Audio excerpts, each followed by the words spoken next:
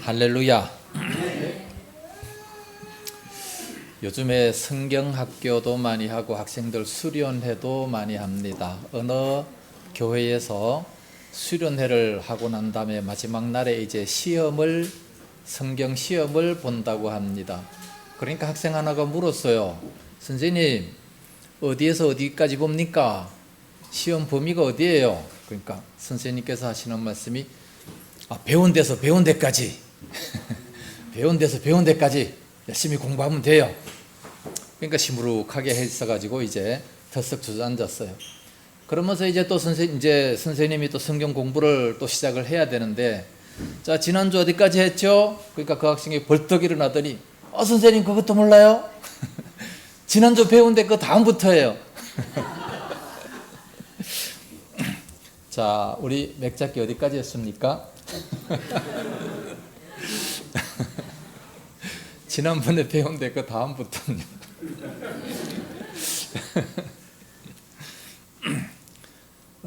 인터넷에 올라와 있더라고. 얼마나 웃기는지. 매일 그냥 맥잡기 한다고 하니까 자, 성경 지식은 반복하는 데서 오는 줄로 압니다. 반복은 자꾸만 이렇게 외워야, 그래야 이 머릿속에 들어가게 돼 있어요. 한 번 딱 듣고 그것을 다 알 수 있다라고 하는 자는 사람이 아니므이다. 컴퓨터요. 컴퓨터는 한 번 입력하면 다 나오지만 사람은요, 절대로 그렇게 안 됩니다. 완전히 내 걸로 만들려고 한다면 공부를 해야 돼요. 외워야 되는 거죠. 외우려면은 한 번 듣고 외우는 것이 아니고 자꾸만 반복해야 되는 겁니다. 그래서 학생들이 영어 단어 외울 때 계속해서 반복하고 있습니다.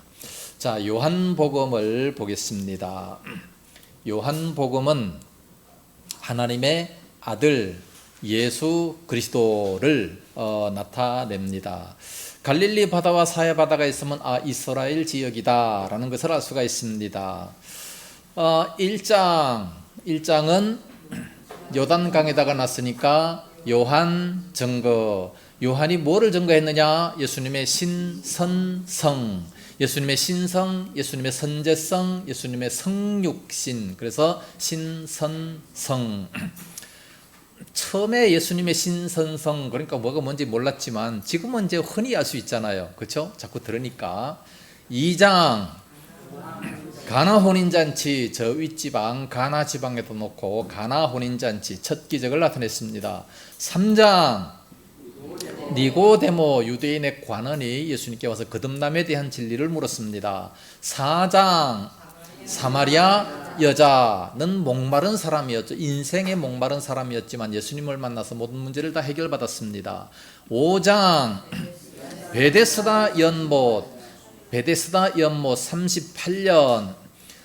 베데스다 연못은 예루살렘 그 양문 옆에 있습니다. 양문 옆에 그 연못이 있는데 거기에서 38년 된 병자가 예수님을 만나서 고침을 받았습니다. 6장 오병이어로 물리 그런 장.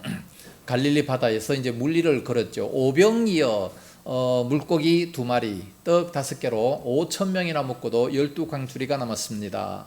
7장 초막절 예수 예루살렘 문지방에 났습니다. 입성하는 그 문지방이죠. 예수님께서 초막절 날에 그 문지방에 서서 큰 소리로 외치셔서 말씀하셨습니다. 누구든지 목마르거든 나에게로 와서 마시라. 그것은 바로 성령을 가리켜서 말씀하신 것입니다. 8장 가늠한 여자가 걸어져 있기에 가늠한 여자, 누구든지 가늠한 여자는 돌로 쳐 죽임을 받지만 예수님 만나서 살리심을 받았습니다. 9장 맹인장, 맹인으로 된 것이 누구 죄 때문입니까? 부모입니까? 본인입니까? 그게 아니라 하나님의 영광을 위한 죄이다, 병이다 말씀했습니다. 10장 목자장, 지팡이를 가려놨기 때문에 목자장입니다. 목자는 선한 목자, 싹군 목자가 있다. 11장 나사로 살림, 무덤을 그려놓고 십자가를 걸어놨습니다. 주부에는 사람이 벌떡 일어나는 건데 나사로가 죽은 지 나흘이나 됐지만 그럼에도 불구하고 예수님의 그 말씀을 듣고서 벌떡 일어나 다시 살리심을 받았습니다. 마지막 때가 되면 하나님의 음성을 들을 때가 옵니다. 그때 우리 죽은 자들이 다 살아나게 될 줄로 믿습니다. 12장 입성, 향유 구원받고 입성을 했습니다. 그래서 문지방에다가 놨죠. 대문에다가. 13장 세족식, 세수대야를 걸어놨기 때문에 세족식입니다. 예수님은 주와 선생님이 되셨지만 그럼에도 불구하고 제자들의 발을 씻기셨습니다. 천국에서는 섬기는 자가 큰 자다 말씀을 하셨습니다. 14장 약속장, 반지입니다. 반지. 결혼할 때 우리 약속하면서 반지를 주지 않습니까? 검은 머리가 팥뿌리가 되도록 흰 머리가 되도록 서로 사랑하겠다. 그런 약속입니다. 약속장. 예수님께서 무슨 약속을 하셨느냐? 천성평 약속을 했습니다. 천국 처소를 예비하러 내가 지금 간다. 어디로 가시는지 도무지 모르겠습니다. 내가 곧 길이요 진리요 생명이다 말씀하셨습니다. 천국의 거처가 다 예비되면 다시 와서 너희를 나 있는 곳에 있게 하리라 말씀했습니다. 그래서 그다음에 성, 예수님이 천국의 처소를 이제 준비하러 가시면 그 다음에 성령을 보내주신다 말씀합니다. 성령, 보혜사 성령을 보내주시겠다. 그것이 우리들에게 훨씬 더 유익이다 말씀합니다. 세 번째, 평안을 주시겠다. 성령이 임하면 평안이 임한다 말씀합니다. 15장 포도나무 비유. 나는 포도나무요 너희는 가지니. 우리가 가집니다. 농부는 하나님이십니다. 우리가 가지니까 열매를 많이 맺어야 되겠죠. 16장 성령사역. 성령사역은 어떤 사역이냐? 죄진주 구별입니다. 죄진주 구별. 죄는 죄에 대해서, 의에 대해서, 심판에 대해서 책망하리라. 진리로 인도하리라. 주님께 영광을 나타낸다. 주님께 영광을 돌린다. 그러니까 성령 사역은 바로 이 죄진주 구별입니다. 성령 충만 받아서 내 영광을 나타내는 것이 아니라 바로 이 죄진주라는 것을 알 수 있습니다. 17장 지저스의 제의에다가 17장을 놓고 중보기도. 예수님은 중보기도 하셨습니다. 십자가를 지시기 전에, 겟세마네 동산에 가시기 전에 벌써 이렇게 중보기도를 다 하셨습니다. 제자들과 앞으로 믿을 모든 백성들을 위해서 기도하셨습니다. 지금 예수님께서는 뭐 하실까요? 지금 예? 지금도 하나님 우편에서 우리를 위해서 기도하고 계신다 말씀합니다. 그래서 우리가 죄 지어도 다시 회개하고 돌아올 수가 있고 주님 앞에 이렇게 담대히 나올 수가 있습니다. 중보기도 하셨고 18장 겟세마네 예루살렘 성 밖에 골고다에다가 놓고 겟세마네 동산에 가셔서 마지막 밤을 기도로 불태웠습니다. 그렇게 열심히 기도하고 있을 때에 군병들이 찾아왔죠. 그러니까 베드로가 어이없이 일어나서 칼을 딱 꺼내서 군병들을 탁 후려쳤는데 탁 피하니까 기가 딱 잘라져 버리고 말았습니다. 그래서 칼을 도로 집어넣어라. 칼을 쓰는 자는 칼로 망한다. 폭력을 쓰는 자는 폭력으로 망하게 되는 겁니다. 그러면서 다시 말고의 귀를 고쳐주셨다 말씀합니다. 19장 십자가는 로마의 사형틀입니다. 로마의 사형틀이 저기 너무 잔인하기 때문에 로마 사람들에게는 저런 십자가 형태를 사용하지 않는다고 합니다. 그래서 종들이라든지 큰 국가의 반역자라든지 이런 사람들만 십자가 사형을 처하게 되는데, 여기에 예수님께서 아무 죄도 없으신데도 불구하고 십자가에서 그 고통을 당하셨습니다. 6시간 동안. 그것은 바로 우리의 모든 죄를 위해서 그렇게 하신 겁니다. 20장 십자가 위에 놨으니까 부활하셔서 뭐 하셨느냐? 막 11제자를 만났습니다. 막은 막달라 마리아 제일 먼저 만나주시고, 마가복음 16장에 보니까 막달라 마리아에게 제일 먼저 보이셨다 말씀합니다. 그리고 10제자, 누가 없는 자리? 도마가 없는 자리에 예수님께서 나타나셨고 가룟 유다도 없고, 그러니까 10명입니다. 그 다음에 도마가 있는 자리에서 11제자 있을 때 예수님이 또 나타나셨습니다. 문이 닫혔음에도 불구하고 들어오셔서 너희에게 평강이 있을지어다. 우리가 어디 다닐 때 꼭 문을 노크하고 그리고 들어와야 됩니다. 노크하고 안 들어와서 막 갑자기 불쑥 나타나는 사람, 지가 무슨 예수님 흉내를 내는 거예요. 그러면 안 되고 예수님 흉내 내지 말고 우리는 정식으로 노크하고 그러고 들어와야 됩니다. 나중에 우리가 초능력적인 인간이 됐을 때, 부활하고 난 이후, 그때는 막 들어와도 괜찮아요. 왜? 다 아니까. 그때 가면 우리 모든 거 다 알고 있으니까. 자, 마지막 21장. 7 제자를 또 만났습니다. 7 제자를 만났는데 그 제자가 물고기 잡으러 다시 갈릴리 바다로 갔기 때문에 찾아가셨습니다. 찾아갔더니 거기서 고기를 몇 마리 잡았어요? 153마리나 잡았습니다. 예수님께서는 미리 고기를 또 다 이렇게 구워가지고 제자들이 나오기를 기다리고 그 고기를 주셨습니다. 같이 나누어 드셨습니다. 부활한 우리들의 몸이 음식을 먹을까 안 먹을까? 먹을까요 안 먹을까요? 부활한 우리들의 몸, 새롭게 된 우리들의 몸, 무엇을 먹을 수 있을까요? 아니면 아무것도 못 먹습니까? 우상 섬기는 사람들 귀신 온다고 제사상 다 차려놓고 그러잖아요. 그리고 보니까 문도 열어놔요. 문도 열어놓고 그리고 숟가락까지 다 꼽아놓고 그리고서 이제 절을 하고 있는 동안에 귀신이 와서 그걸 가지고 먹는다는 겁니다. 문은 왜 열어요? 귀신인데. 귀신 문을 열어야 쉽게 들어온다는 거예요. 세상 귀신들은 문 닫으면 못 들어와. 나 참 그런 소리 듣고 얼마나 우스운지 몰라요. 뭐 얘기하다가 예, 부활한 몸을 가지고 무엇을 먹을 수 있을까? 못 먹을까요? 천국에 가면 12가지 실과가 있잖아요. 그 언제든지 먹고 싶을 때 아무리 많이 먹어도 뭐 비만이 되다든가 배가 나오든가 그런 것이 없고 맛있게 먹을 수 있고 또 안 먹어도 아무런 상관도 없고 초능력적인 그런 인간이 되기 때문에 예수님의 부활한 몸과 똑같은 그런 존재가 되게 되는 겁니다. 153마리의 물고기를 너무나도 많은 걸 잡았기 때문에 그렇게 표시가 나타났고, 그 다음에 3번 네가 나를 사랑하느냐 물으셨기 때문에 153, 3을 기록했습니다. 자, 오늘은 어디 할 차례죠? 지난주 한 다음, 예?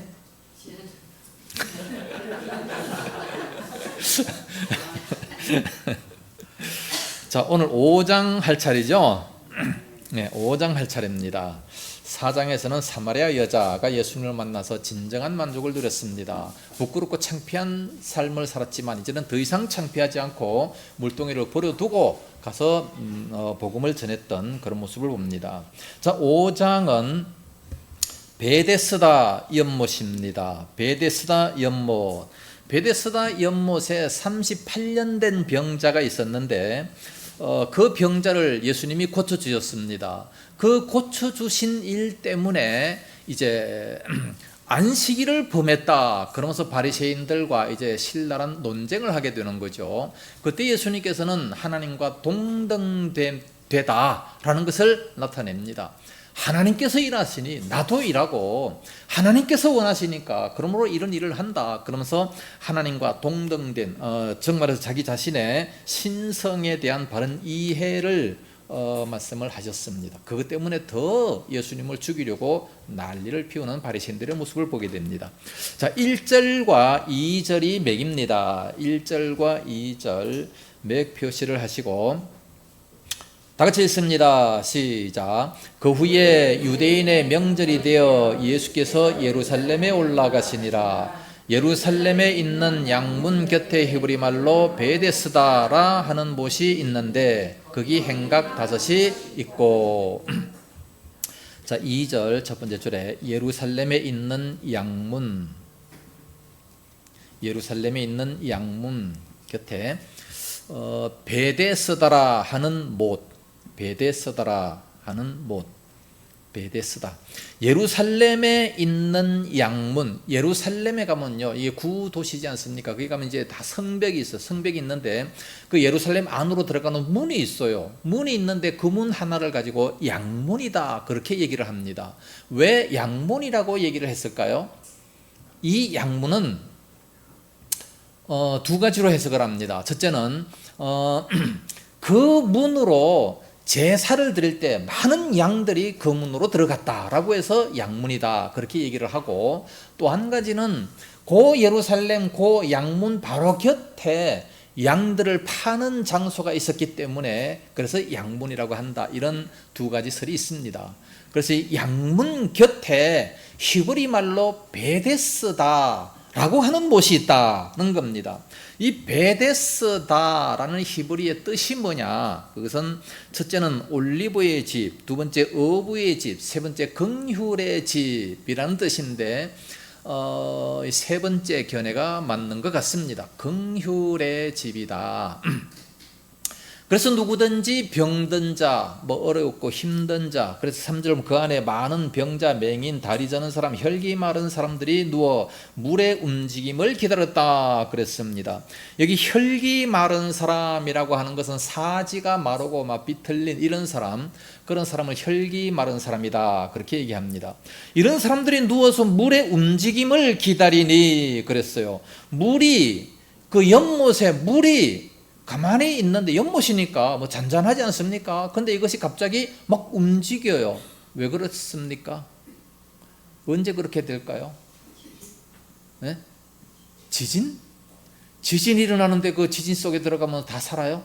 다 고침받아요?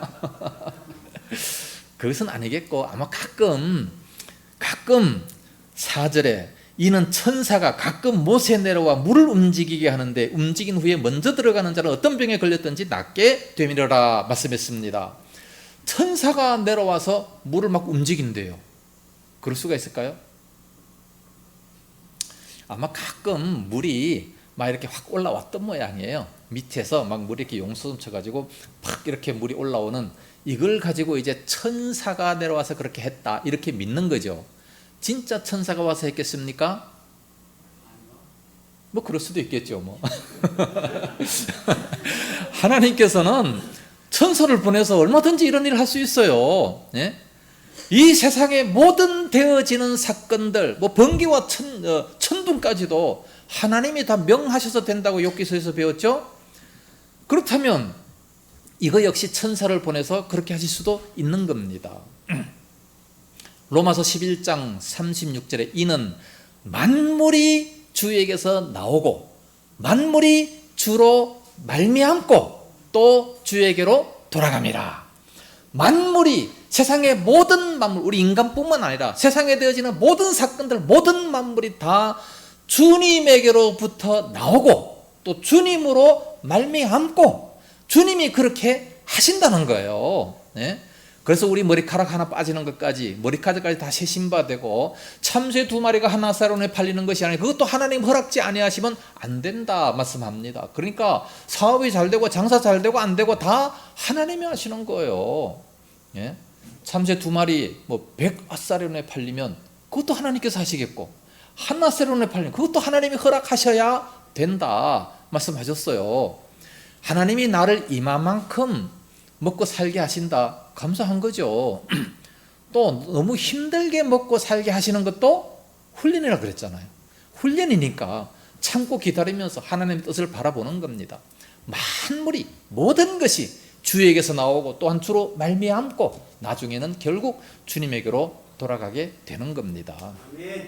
그래서 하나님께서 천사를 보내가지고 가끔 못에 내려와 물을 움직이게 하는데, 움직이고 난 이후에 막 물이 막 확 용수선 칠 때에 제일 먼저 들어가는 자는 어떤 병에 걸렸든지 다 낫게 된다 말씀했어요.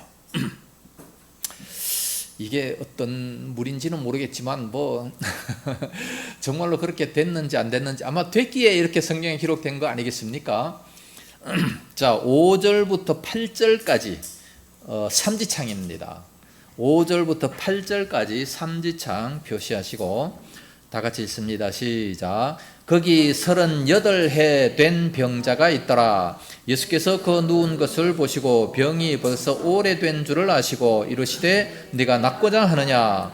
병자가 대답하되 주여 물이 움직일 때에 나를 못에 넣어주는 사람이 없어 내가 가는 동안에 다른 사람이 먼저 내려가나이다. 예수께서 이르시되 일어나 내 자리를 들고 걸어가라 하시니. 자, 5절. 38해 된 병자, 38해 된 병자, 38년 된 병자죠. 자, 7절 첫 번째 줄 끝에 나를 못에 넣어주는 사람이 없어. 나를 못에 넣어주는 사람이 없어.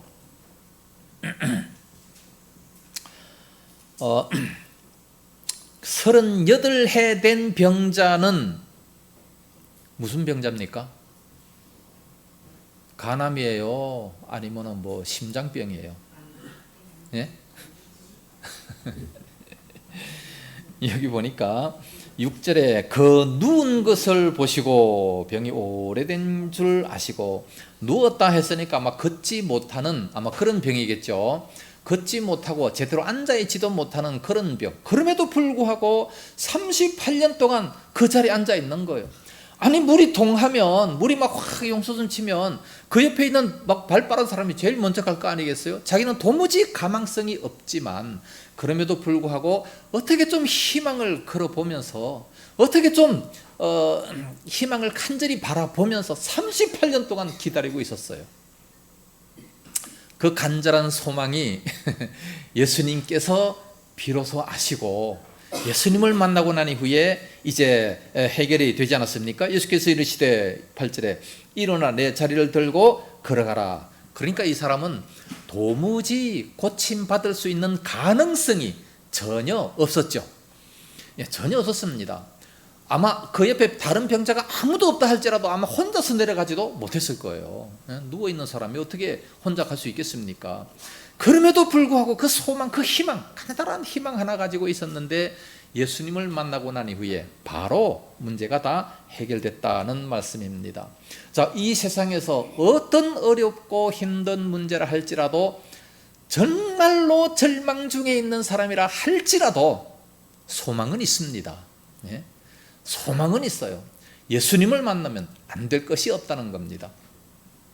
우리 세상의 모든 사람들은요, 이 땅에서의 소망을 간절히 바랍니다. 그러나 이 땅에서의 소망은 별거 아니에요. 네? 하루아침에 안개밖에 안 되는 짧은 인생, 살같이 빠른 인생, 그 뭐 얼마나 빨리 지나갑니까? 이것도 왜 우리를 이 땅에 보내셨다고요? 하늘나라의 상급을 결정하기 위해서 이 땅에 보내셨기 때문에 우리는 이 땅에서 살아가면서 잠시 하루아침에 안개밖에 안 되니 짧은 인생에 뭐 거지 생활하면 어떻습니까? 나사로처럼 좀 사는 게 힘들면 어떻습니까? 그 영원한 나라서 아브라함 품에서 참 나사로처럼 정말 그 행복한 그런 삶을 사는 거, 이게 진정한 소망이고 진정한 꿈 아니겠습니까? 그래서 이 땅에서 조금 힘들어도 예수님 잘 믿어야 돼요. 예? 영원한 나라서 영원한 복을 받지 않습니까? 우리는 그걸 바라보게 되는 겁니다. 그런데 이 38년 된 병자는 이 땅에서 예수님을 만나서 육신도 고침을 받게 됩니다. 그런데 9절 보니까 이 날은 안식일이니 10절에 유대인들이 병 나은 사람에게 이르되 안식일인데 네가 자리를 들고 가는 것이 옳지 않다, 옳지 아니하니라 그럽니다. 그러니까 대답하되 나를 낫게 한 그가 자리를 들고 걸어가라 그랬습니다. 그래서 자리를 들고 걸어간 거 아닙니까? 그 사람이 누구냐 물으니까 이미 예수님은 떠나셨기 때문에 누군지 모른다, 그렇게 돼버린 거예요. 근데 14절 말씀 보니까 그 후에 예수께서 성전에서 그 사람을 만나 이르시되 보라 네가 나았으니 더 심한 것이 생기지 않게 다시는 죄를 범하지 말라 하시니. 이 사람이 과연 몇 살일까요? 몇 살인지는 안 나왔기 때문에 잘 모르지만 이 사람이 병든 것은 무엇 때문이에요? 죄 때문이에요. 네. 상당히 많은 사람들이 죄 때문에 병이 생긴다는 것을 알 수가 있습니다. 물론 욥처럼 죄를 안 졌음에도 불구하고 병이 오는 경우가 있어요. 머리에서 끝부터 발끝까지 막 약창이 나는 그런 경우도 있습니다. 그러나 상당 부분이 거의가 80% 이상이 죄 때문에 병이 찾아오게 되는 겁니다. 자, 우리가 잠도 안 자고 밤새도록 술을 퍼마시고 막 담배 그냥 막 피우고 그러면 그 사람이 젊었을 때는 건강하다 하겠지만 오래 살겠습니까? 예? 오래 못 살죠. 안 그렇겠습니까? 다 죄 때문에 그런 거예요. 사도행전 12장에 보니까 하나님께 영광을 돌려야 될 것을 헤롯이 대신 영광을 받았어요. 그러니까 하나님께서 치니까 벌레가 충이 먹어서 죽었다 말씀합니다. 하나님께서 치실 때에 충이 먹어서 벌레가 막 갑자기 뱃속에 생기는 거예요. 그래서 그냥 죽어버렸다 말씀합니다. 죄 때문에 생기는 그런 병들이 상당히 많다는 겁니다. 그래서 우리는 더욱더 주님 앞에 바로 살아야 될 것을 말씀하고, 내가 만약에 바로 살았음에도 불구하고 병이 찾아왔다, 그러면 그건 감사할 일이에요. 그건 축복입니다. 그걸 통해서 하나님의 하시는 일, 하나님의 영광을 나타낼 수 있기 때문에 그렇습니다. 15절에 그 사람이 유대인에게 가서 자기를 고친 이는 예수라 하니라. 예수가 내 병을 고쳤다. 그러니까 16절에 그러므로 안식일에 이러한 일을 행하신다 하여 유대인들이 예수를 박해하게 된지라. 선한 일을 하고 이제 박해를 받게 되는 겁니다. 예수님께서는 항상 좋은 일을 너무나도 많이 하시고 이런 어려움을 당하게 돼요. 오늘날 우리도 좋은 일을 하고 박해를 받을 수 있다면 어떻게 해요? 기뻐하고 즐거워하라 말씀했습니다. 왜? 하늘에서 너희의 상이 크기 때문에 그렇습니다. 교회 일을 우리가 열심히 하고 비난받는 경우들이 많이 있죠. 낙심하지 마세요. 슬퍼하지 마세요. 반드시 하나님께서 더 큰 복으로 채워주실 줄로 믿습니다. 그래서 이제 17절부터 예수님께서 말씀하십니다. 하나님이 일하시니 나도 일한다. 그러면서 말씀하시니까 18절에 유대인들이 이로 말미암아 더욱 예수를 죽이고자 하니, 더욱 예수를 죽이고자 하니. 왜요? 이는 안식일을 범할 뿐만 아니라 하나님을 자기의 친아버지라 하여 자기를 하나님과 동등으로 삼으심이라. 안식일을 범한다라고 하는 것은 원래 십계명에 보면 안식일에 일하지 말라, 뭐 객이라도 일하지 말고 그냥 거룩히 지키라, 그렇게 말씀했어요. 그건데 이 바리새인들은요, 그러면 안식일을 지킨다는 것이, 거룩하게 지킨다는 것이 어떻게 거룩하게 지키느냐? 거룩하게 지키는 건 뭐 일하지 말라. 그럼 일이란 뭐냐? 일이란 뭐 질량 곱하기 뭐 거리다, 그렇게 해가지고 거리는 몇 메다 이상 가지 말아야 되고, 또 뭐 무거운 것은 뭐 무화과 열매 2개 이상은 들지 말아야 되고, 이런 법을 엄청나게 많이 만든 겁니다. 그런 거 하나도 만들 필요가 없잖아요. 그래서 예수님께서는 안식일을 폐하러 온 것이 아니라 더 완전케 하러 오셨다, 그렇게 말씀을 하십니다. 그래서 이런 안식일을 범했다는 거죠.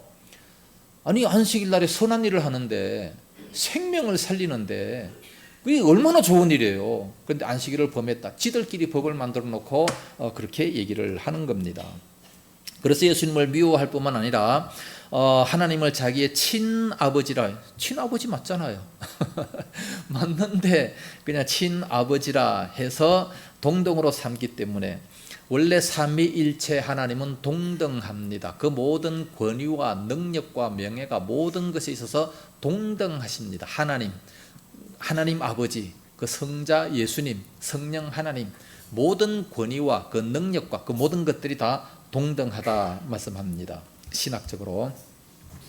그래서 이제 19절부터 이제 아들의 권한을 말씀하고 있습니다. 그러므로 예수께서 그들에게 이르시되 내가 진실로 진실로 너에게 이르노니 아들이 아버지께서 하시는 일을 보지 않고서는 아무것도 스스로 할 수 없나니 아버지께서 행하시는 그것을 아들도 그와 같이 행하시느니라. 동등하니까. 20절에 아버지께서 아들을 사랑하사 자기가 행하시는 것을 다 아들에게 보이시고 또 그보다 더 큰 일을 보이사 너희로 놀랍게 여기게 하시니라. 그러면서 또 아버지께서 죽은 자들을 이렇게 살리신 같이 아들도 자기가 원하는 것을, 원하는 자들을 살리느니라. 나사로도 살리시고 뭐 많이 살렸습니다. 또 심판까지 22절에 아버지께서 아무도 심판하지 아니하시고 심판을 다 아들에게 맡기셨으니. 자, 앞으로 우리가 이제 죽고 하나님 앞에 가면 누가 심판하실까요? 누가 마지막 최후 심판을 하십니까? 얘기했잖아요, 금방. 네?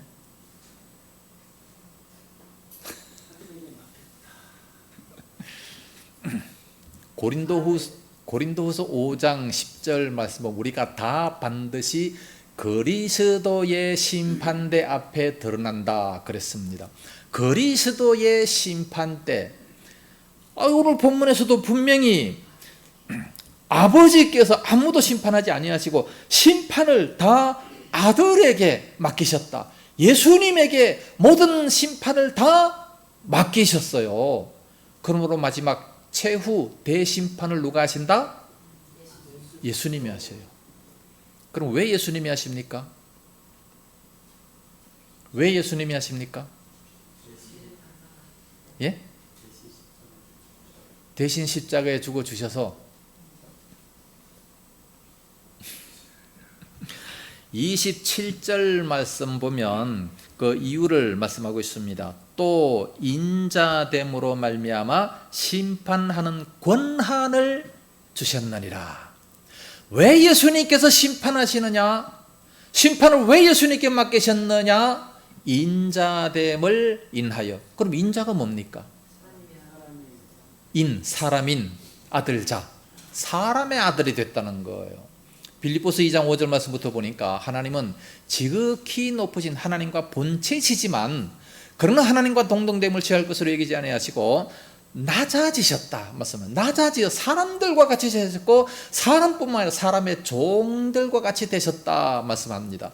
죽기까지 복종하셨다 말씀합니다. 그렇게까지 낮아지셨다는 거예요. 그러니까 세상의 모든 사람들이 예수 이름에 무릎을 꿇게 하셨다고 하나님이 그렇게 하셨다는 겁니다. 그러므로 높아지려면 낮아져야 돼요. 예수님이 그 본을 다 보여주신 겁니다. 높아지려면 낮아져라. 예. 영국의 그 사관학교에 가면 그 대문 앞에 크게 글씨를 적어놨답니다. 지휘자가 되려면 섬겨라. 그랬어요. 지휘자가 되려면 섬겨라. 누구든지 지휘자가 되려면 섬기는 자가 돼야 돼요. 섬기는 자가 큰 자입니다. 대통령이 좀 우리를 섬겨줬으면 얼마나 좋겠습니까? 소말리아에 가서 채석장하는 그 아이들의 발을 좀 씻겨줬으면 대한민국의 위상이 엄청나게 올라갈 겁니다. 그러겠죠? 예? 구청장이 대접만 받으려고 하지 말고 좀 공무원들을 잘 섬기고 우리 주민들을 잘 좀 섬기면 얼마나 좋겠습니까? 오늘날 목사님들이 성도들의 발을 좀 닦아주고 발 안 내놓으려고 또 그러죠. 그랬으면 참 좋겠습니다. 그래서 특별 수련회 같은 데 가면 그런 프로그램도 많이 있어요. 네. 그런 프로그램에 한번 좀 우리 다 참석했으면 참 좋겠습니다. 서로 섬기고 서로 또 입 맞추며 또 이렇게 인사하고 문안하고 성경대로 살아가면 아주 참 좋을 텐데 좀 성경과 상당히 먼 삶을 우리는 살고 있어요. 대접을 하고 서로 이렇게 섬기고 그럴 때 진정한 기쁨이 있습니다. 우리 거마 지역에서 아주 정경 회장인데 나이도 나랑 동갑이고 아주 이런 분이 어느 날 우리 모든 그 거마 지역의 사람들 다 이렇게 불러 모으고 식사를 대접하더라고요. 식사를 다 대접하고 또 빵을 다 선물로 주고 한 앞에 하나씩 다 주고 그러고 난 다음에 막 싱글벙글 하는 거예요. 내가 오늘 왜 이렇게 기쁜지 아십니까? 너무 기쁘다는 거예요. 여러분들을 섬기니까 너무너무 기쁘다고. 그런 말을 하는 것을 볼 때 섬기면 기쁨이 있구나. 자녀들한테 맛있는 거 사주고 하면 부모가 얼마나 기뻐요. 그렇죠? 대접하고 섬길 때 진정한 기쁨이 찾아오게 됩니다. 여러분들 진정한 만족과 진정한 기쁨이 없다면 누구 이웃 사람들한테 뭐 자꾸 좀 사줘 보세요. 자꾸 뭔가 좀 사주고 음식도 사주고 뭐 물건도 사주고 막 그러다 보면 진짜 진정한 기쁨이 생겨요. 돈이 있어야 사주죠. 이건 물질이 우상이 되어 있기 때문에 그런 말을 하는 겁니다. 작은 것이라도 사줄 것이 없다면 말로라도 따뜻한 말을 해서 그 사람을 섬기는 거예요. 어떤 거린이 노숙자가 있는데 그냥 한 푼 달라고 그러고 뭐 1,000원짜리 한 장 주면 그걸 그렇게 고맙고 감사하고 인사하고 그러는데 어떤 어린아이가 갔더니 돈이 없잖아요. 어린아이 돈이 하나도 없어가지고 그냥 그거 주는 것이 아니라 손을 꼭 붙잡고 아저씨 힘내세요. 아저씨 굶으면 안 돼요. 건강하셔야 돼요. 그래서 손을 꼭 붙잡고 한번 안아주고 그러고 가더라는 거예요. 이 사람이 눈이 번쩍 떠가지고 지금까지 모든 것 받은 것 중에 가장 큰 것을 받았다. 그렇게 고백하지 않습니까? 누가 그 노숙자를 사랑한다 그러겠어요? 누가 그 노숙자를 한번 안아주겠습니까? 말이라도 이렇게 한번 제대로 그렇게 해주는 자. 그런데 우리들은 부부끼리도 그걸 못 해줘요. 네? 가장 가까운 부부끼리 그걸 못 해주고 자녀들하고도 그걸 못 해주니 참 얼마나 답답합니까? 부부하고도 못하고 자녀들하고도 못하면서 다른 이웃하고도 한다? 말이 대수를 해야지. 그건 가식이에요. 진정으로 부부가 행복하고 자녀들에게 그렇게 하고 막 여기서 흘러 넘쳐가지고 이웃에게까지 가서 또 그렇게 해주고 이게 진짜 사랑 아니겠습니까? 그렇게 낮아지고 섬겨주고 그래야 그런 자들이 이 사회에서 꼭 필요한 사람들이고 그런 사람들은 어디를 가든지 원하는 사람 아니겠습니까? 대부분 군대 가는 자녀가 있을 때 예배 드리면서 뭐 굳세라, 강해라, 담대하라, 건강해라 뭐 이런 축복만 많이 합니다. 그러나 군대 가서 선배들을 잘 섬겨라 이렇게 말하는 사람은 별로 없어요. 선배가 돼도 절대로 그 꼰대 노릇하지 말고 그저 후배들을 좀 따뜻하게 밥도 이렇게 잘 해주고 도리어 이렇게 한번 섬겨봐라. 그러면 그 사람이 제대할 때요 많은 사람들이 울 겁니다. 그런 사람이 돼야 될 거 아니겠어요? 저도 군대 제대할 때 막 교회 가서 엄청 울고 나왔어요. 굉장히 막 떠나기 싫더라고. 교회 가서 은혜를 하도 많이 받아가지고. 예수님께서 심판을 다 아들에게 이렇게 맡기셨다. 그건 바로 인자됨으로 말미암아 심판하는 권한을 주셨다 말씀합니다. 자, 23절에 이는 모든 사람으로 아버지를 공경하는 것 같이 아들을 공경하게 하려 하심이라. 아들을 공경하지 아니하는 자는 그를 보내신 아버지도 공경하지 아니하느니라. 예수님을 섬기지 아니하면 하나님도 못 섬긴다 그러죠. 그러니까 바리새인들은 예수님을 안 섬겼어요. 그러면서 하나님을 잘 섬긴다고 스스로 그렇게 하니까 그거 다 거짓말이다. 그렇게 말씀하고 있는 겁니다.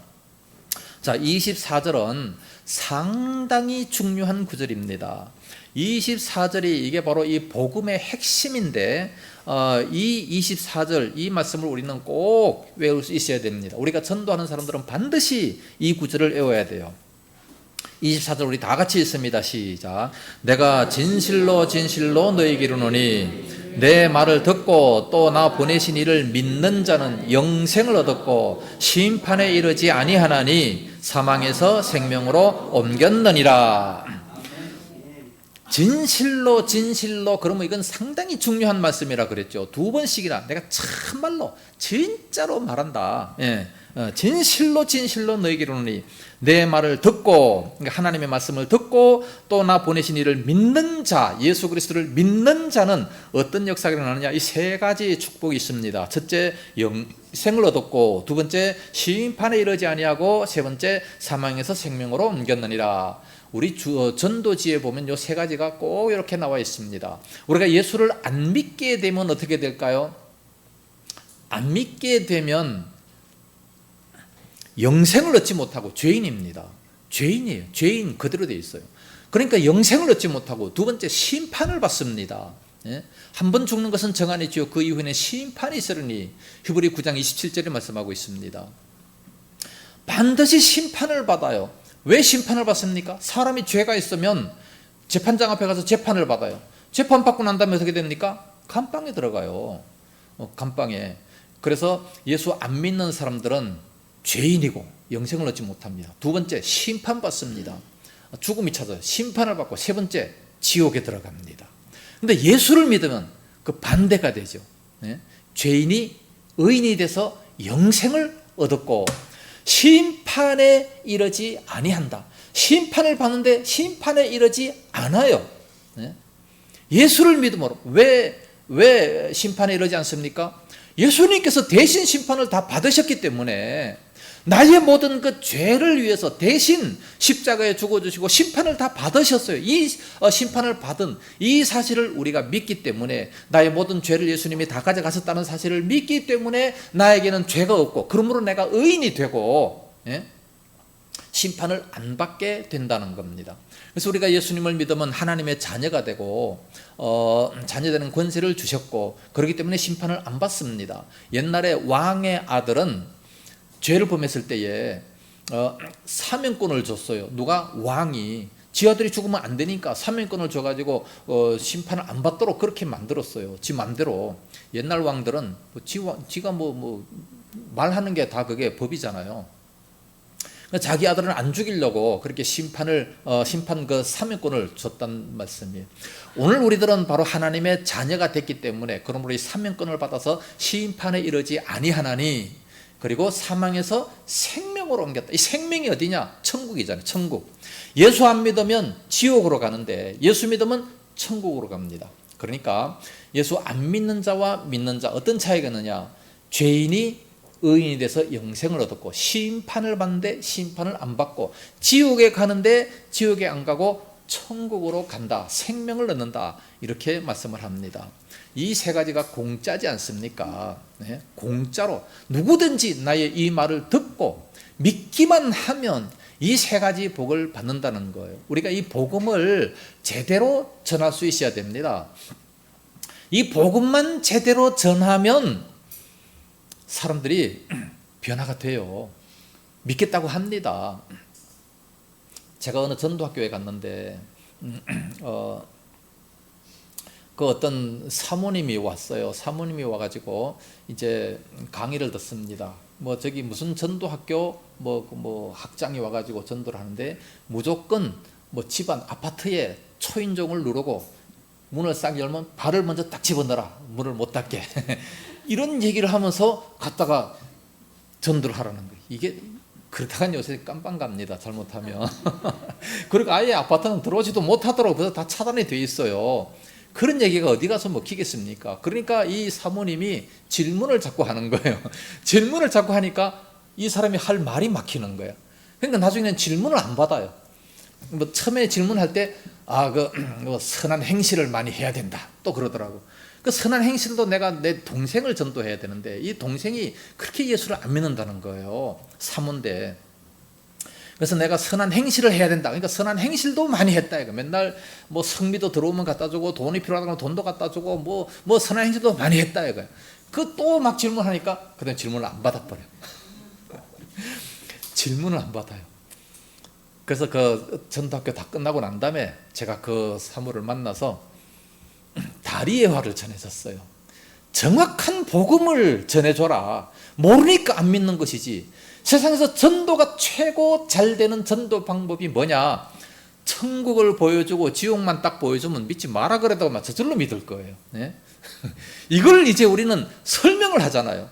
천국과 지옥을 말로다가 설명하는 겁니다. 먼저 딱 보여주는 것이 최고인데, 백문이 불여일견이라 최고인데 보여줄 수가 없으니까 말로다가, 성경에 있는 것을 말로다가 이렇게 얘기해 주는 거예요. 그러니까 정확한 복음 제시를 해라. 이 복음이란 뭐냐? 태초에 하나님이 천지를 창조하신 것부터 시작해서 하나님이 계시다는 것부터 시작해가지고 이 마지막까지 이렇게 쫙 한번 나열해 주니까 이 사모님이 막 희열이 넘쳐가지고 돌아갔어요. 정확한 복음을 제시해 주면, 그러고 난 다음에 안 믿는 건 할 수 없습니다. 그러나 모르기 때문에 안 믿는 사람이 얼마나 많습니까?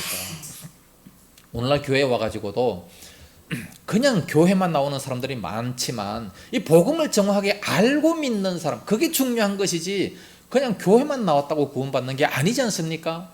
예? 그래서 아주 이 풀복음, 정확한 복음 제시를 해야 되는 것을 우리는 일주일에 한 번을 해야 돼요. 예수님의 마지막 유언이지 않습니까? 예? 가서 모든 족속으로 제자를 삼아 아버지와 아들과 성령 이름으로 세례를 주고, 세례를 준다는 것은 확실한 복음을 전하는 겁니다. 확실하게 믿게 하는, 확실히 믿는 자가 세례를 받지 않습니까? 그래서 세례를 주고 그리고 모든 것을 다 가르쳐 지키게 하라. 이 가르쳐 지키게 하라. 이것은 원문에 보니까 지킬 때까지 가르치라. 그렇게 되어 있어요. 지킬 때까지. 한 번 얘기해서 안 들으니까 지킬 때까지 계속해서 가르쳐 줘야 되는 겁니다. 가족 식구들 중에 안 믿는 사람이 있다면 정확한 복음을 제시를 해서 믿을 수 있도록, 그러니까 그 말씀을 지킬 수 있도록, 믿고 지킬 수 있을 때까지 계속해서 가르쳐야 된다는 것을 말씀하고 있어요. 이게 예수님의 마지막 유언입니다. 유언적인 복음의 말씀이에요. 그래서 정말로 제자 훈련을 받는다면 일주일에 한 번 이걸 하도록 합니다. 일주일에 한 번 하도록 해서 그 다음에 와서 나눕니다. 간증합니다. 서로 대화를 합니다. 서로 대화를 해서 이건 잘 됐고 이건 잘못됐고, 이 나눔, 이게 반드시 필요한 거예요. 이 제자 훈련을 받고 싶으신 분들은 전부 다 이쪽으로 모이세요. 예, 이걸 해야 돼. 요즘 제자 훈련, 그럼 성경 공부 1시간 따고 그걸 제자 훈련이에요. 그거 아니에요. 진짜 내가 예수님의 말씀에 순종해서 이러한 행동을 하느냐, 행동을 하고 그 마태복음 10장처럼 갔다가 와서 전도하고 와서 다시 보고를 하는 겁니다. 보고를 하면서 예수 이름으로 뭐 귀신도 항복하더이다 막 이러면 서로 간증을 나눠야 되는 거죠. 이걸 해야 돼요. 정확한 것을 다음 주에 다시 하도록 하고 제자 훈련반을 모집하도록 하겠습니다. 제자 훈련 정말 필요한 거예요. 이건 훈련입니다. 훈련. 제자 공부가 아니라 훈련이에요. 훈련을 해야 돼요. 이건 나누는 겁니다. 서로 나누면서 내가 이렇게 했던 것을, 복음을 전하면서 이렇게 했던 것을, 저 사람이 이렇게 반응했다는 것을 서로 이제 나누면서 그거는 이렇게 했기 때문에 잘못됐고 그건 이렇게 한번 해보는 것이 어떤가, 이렇게 하면 서로 나누는, 이게 있어야 되는 겁니다. 그래서 그것으로 기뻐하지 말고, 귀신이 항복하는 것으로 기뻐하지 말고 너 이름이 천국 나라에 기록된 것으로 더 기뻐해라. 이런 나눔, 이게 진정한 나눔 아니겠습니까?